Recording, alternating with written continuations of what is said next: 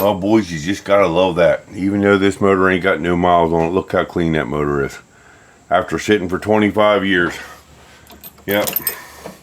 You never know what's gonna happen. And of course, she had aluminum valve covers, but there was nothing inside the aluminum valve covers either. Even the condensation didn't get to it. That's pretty cool. All right, let's talk about this car.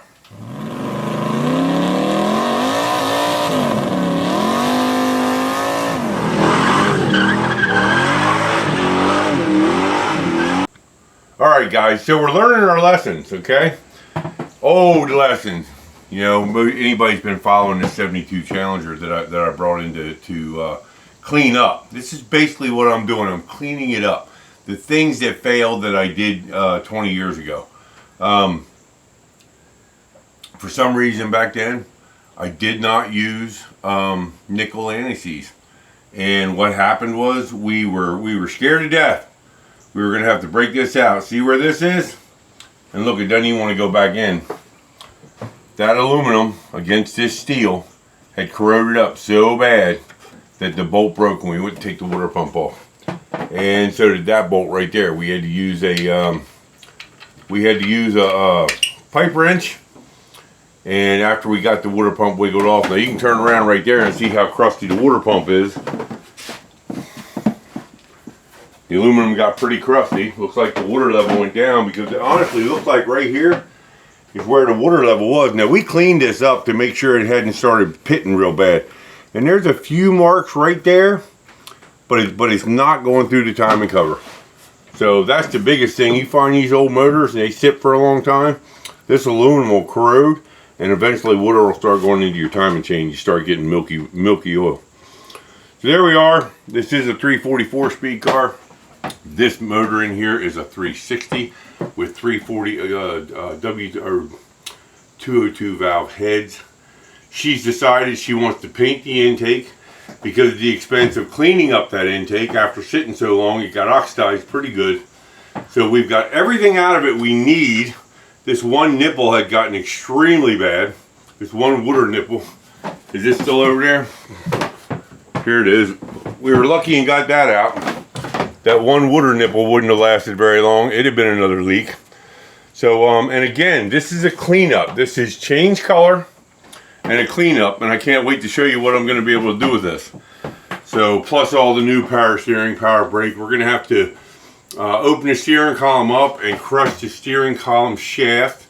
We're going to have to bring it down, shorten it up for the power steering pump because it was a manual steering box. There's the manual steering box that was in there. Kind of an oddball car. 344 speed power or non-power brake, non-power steering. Kind of interesting. Now a couple other things. For years I've been trying to tell everybody about seam sealer and digging out all the spots of the factory seam sealer. Let me show you a spot back here.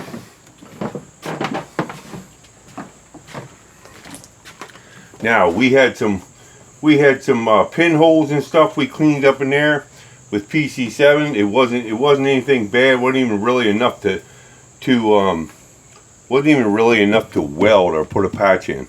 So we cleaned it up with liquid steel. That's going to shape out real nicely. But look at this. Where'd my pick go? Hang on, gentlemen.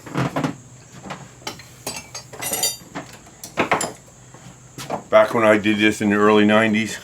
I didn't dig out all the seam sealer. This is all they Chrysler actually changed seam sealer in the day because it used to be, it was always like a white, but the stuff in the 60s is different from what they started using in 71, 72. I don't know what the difference is, but look right here.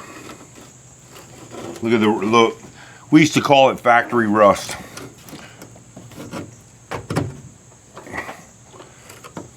There was a time when we called it factory rust in the later 90s when we started realizing just how bad that seam sealer was and just how much it held the moisture in. Now there's no holes there, but you can see everything coming out of that seam right there. I'm actually knocking more chunk out of that upper seam. And this seam sealer is coated all the way down, and you can see white all the way down where I'm going to have to grind all that out.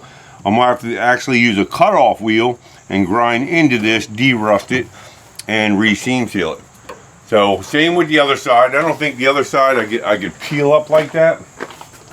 Let's see what we got here. See if she'll pop up. Yeah, that stuff's pretty good. In the 90s, in the 80s and 90s, if it wasn't broke, don't fix it. That was my attitude. And I didn't peel all that out. I'm going to peel it all out now. Because as you saw up here, I didn't peel all this up here. And you can see that factory seam sealer, what it's done. I'm actually bringing up orange paint. So, whatever you do, doing a car, take all the factory seam sealer out. And you can see how that stuff's peeling out right there. So, I didn't do that in the 90s either. And you can see the rust building up underneath of it. So this chrome's got to come off. This body lasted real well. I'm very shocked by all that. I'm shocked by some of the things I did. All these chrome clips didn't last. We're going to have to cut out. It doesn't even look like we resealed this window. It looks like we just filled it because it's still gummy. But we're going to have to peel all this out. Maybe take the window out because all that's got to be replaced to get the new chrome clips in. She's still pretty sticky and it's still pretty gummy. So it kept the moisture out. But we'll see what happens because, you know, everybody thinks these cars were built really well. They weren't built that well. This window is completely offset. I got a half inch gap over there, and I got maybe a 1/4 inch gap, if that. So this window is put in crooked. Got a little pinhole there. Gonna have to weld up.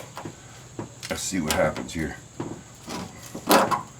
Yeah, this is gonna be fun. It's gonna be a couple hours of cleaning. Still very goopy. Alright guys, so I wanted to get another video out. It's Friday. I wanted to get a video out about car work. Sunday's going to be the video about parts. I want to congratulate all the winners. I haven't heard back from anybody yet, but I did send the emails out yesterday. My next step will be probably call Sunday sometime and talk to the winners. And we're going to run another campaign. We're going to give away more of these parts because that's what our nonprofit's about. Our nonprofit's about trying to gather old parts and get them back to where they're needed. So that's our goal, in hopes to fund our nonprofit foundation at the same time. We're always open for donations. Anybody who wants to step in and help. Volunteer time, learn how to work on cars. We're going to be going over to the big shop eventually and doing videos over there. Where I'm an old school carburetor guy, Mr. Brian is into LS's and new electronic carburetors and all electronic stuff. I'm not a big fan of it, but people love it and it seems to work for some cases. So the head should be back for Mr. Benny's truck, that blue Chevrolet truck. The head should be back real soon. We're going to go over, put it back together, and get the ball rolling as fall sets in here and we get some cooler temperatures and get back over to the bins. Maybe Sunday's video will be over to the bins getting more stuff sorted out. So, alright guys, you know the saying, CudaBill out. Yep, CudaBill out for now.